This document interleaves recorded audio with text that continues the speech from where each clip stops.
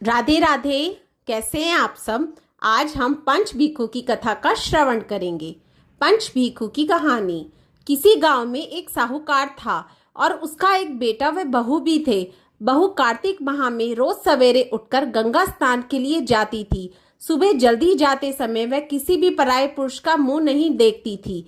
एक राजा का बेटा भी सुबह सवेरे गंगा स्नान के लिए जाता था। वह हैरान होता था, मैं इतनी जल्दी उठता हूँ स्नान के लिए, लेकिन कोई है जो मुझसे भी जल्दी उठकर नहा लेता है।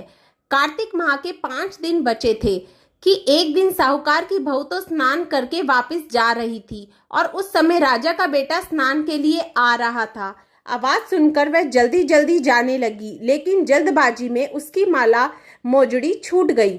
राजा के बेटे ने उसकी माला मोजड़ी उठा ली और सोचने लगा कि जिस स्त्री की यह माला मोजड़ी इतनी सुंदर है, वह स्त्री कितनी सुंदर होगी। उसने पूरे गांव में मुनादी करा दी कि जिसकी यह माला मोजड़ी है वह 5 रात मेरे पास आएगी। साहूकार के बेटे की बहू ने कहलवा दिया कि मैं 5 रात आऊंगी, लेकिन किसी को साख भरने बैठा देना। राजा के बेटे ने एक तोते को पिंजरे में बंद कर गंगा किनारे पेड़ पर टांग दिया। बहू सुबह के समय आई, पहली पैड़ी पर पैर रखा और बोली, हे कार्तिक के ठाकुर, राई दामोदर, पांचों पांडु, छठे नारायण, भीकम राजा, उस पापी को नींद आ जाए। राजा के बेटे को नींद आ गई। बहू नहा धोकर चलने लगी तो तोते से बोली, सुआ सुआ तेरे गल डालूंगी हीरा, मेरी साख भरियो वीरा। सुआ बोला कि कोई वीर भी साख भरता है क्या। वह फिर बोली, सुआ सुआ सुबह तेरे पग घालूंगी, नेवर साख भरियो मेरे देवर। सुआ ने कहा, ठीक है भाभी, मैं तेरी साख रखूंगा। वह तो कहकर चली गई। राजा का बेटा हड़बड़ाकर उठा और सुआ से पूछा, सुआ सुआ वह आई थी, कैसी थी। सुआ बोली, आभा किसी बिजली, होली किसी झल, केला किसी कामनी, गुलाब का सा रंग। अगले दिन राजा के बेटे ने सोचा कि आज मैं अपनी उंगली में चीरा लगाऊंगा, इससे मुझे नींद नहीं आएगी। अगले दिन राजकुमार उंगली चीरकर लेट गया। वह आई और भगवान से उसी तरह प्रार्थना करने लगी और राजकुमार को फिर नींद आ गई। वह स्नान करके फिर से वापस चली गई। सुबह राजकुमार ने तोते से फिर पूछा तो उसने वही सारी बातें दोहरा दी। अब राजकुमार बोला कि मैं आज रात में आंखों में मिर्ची डालकर बैठूंगा। रात में वह मिर्ची डालकर बैठ गया। बहू फिर आई और प्रार्थना करी, जिससे उसे फिर से नींद आ गई। राजकुमार ने तोते से बहू के आने की बात पूछी, उसने फिर बता दी। राजकुमार अब फिर सोचने लगा कि आज मैं बिना बिस्तरे के ही बैठूंगा और रात को बिना बिस्तरे के ही बैठ गया। जब वह स्नान करने आई तो उसने फिर से भगवान से प्रार्थना की और राजकुमार को नींद आ गई। जब वह नहाकर जाने लगी तो आंखें बंद करके चली गई। राजकुमार जब उठा तो वह जा चुकी थी। राजकुमार फिर सोच में पड़ गया और सोचने लगा कि आज मैं अंगीठी जलाकर बैठूंगा, जिससे नींद नहीं आएगी। फिर वह रात को अंगीठी रखकर बैठ गया।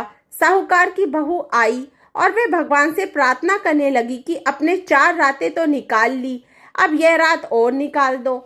भगवान ने उसकी बात रख ली और राजकुमार को नींद आ गई। जब वह नहाकर जाने लगी तो तोते से बोली कि इस पापी को कह देना कि 5 रातें पूरी हो चुकी हैं, वह मेरे मोतियों की माला मेरे घर भिजवा दे।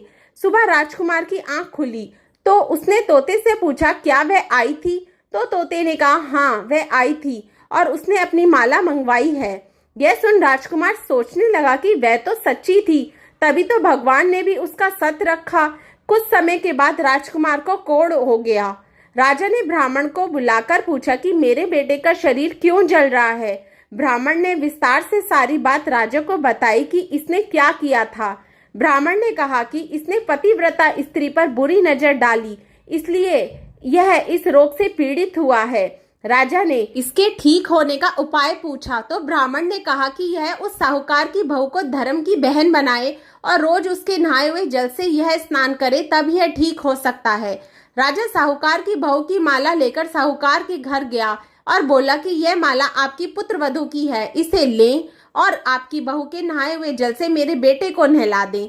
साहूकार बोला कि वह तो किसी पराये पुरुष का मुंह तक नहीं देखती, आप उसे इस नाली पर बिठा दीजिए। जब वह ऊपर नहाएगी तब नीचे इस नाली के पानी से आपका पुत्र नहा लेगा।